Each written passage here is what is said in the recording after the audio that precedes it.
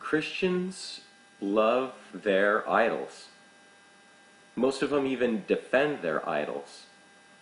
Now that's a problem because Jesus, he tells us that people who have idols are idolaters, and idolatry is sin. We can't have two masters. We can't have both idols and Jesus. We'll either love one and hate the other, or vice versa. But we can't have two masters. Now, people love their idols because they have a form of Christianity or churchianity, but they have never come to the truth of Jesus. They believe that these idols they're actually using to serve Jesus. They believe they're doing it all for Him. They will say, well, my TV's not an idol. I use it for His glory. My riches, they are not hindering me from coming to know Jesus. I use it for His glory. My job is not an idol.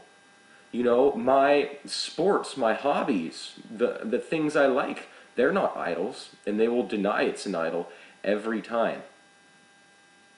Every time they will deny it's an idol because they don't believe it is. Now, it's interesting because in the story of the rich young ruler, this young man comes up to Jesus, and he has kept every one of the Bible principles. You know, he was the good boy that went to church. He has kept every, modern day, all the commands of Jesus. He has kept all the 10 commandments of the law. You know, he was a good boy.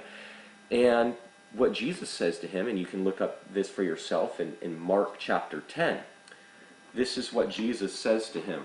He says, "One thing you lack, go your way, sell whatever you have and give to the poor, and you will have treasure in heaven. And come, take up the cross and follow me." But he was sad at this word and went away with sorrow, for he had great possessions. His riches were an idol in his life. His popularity was an idol in his life. The things that he held on to in this world were idols. Jesus doesn't just ask the rich young ruler or me to give up everything. He says anyone who wants to come after me must deny himself. He must literally leave his old life, deny his life, to come to follow Jesus. Jesus has asked every single person, he's called every single person that wants to follow him truly to give up everything. Not the way we want to give it up. We can't say we have a job and it's glorifying Jesus, we have these sports, this and that.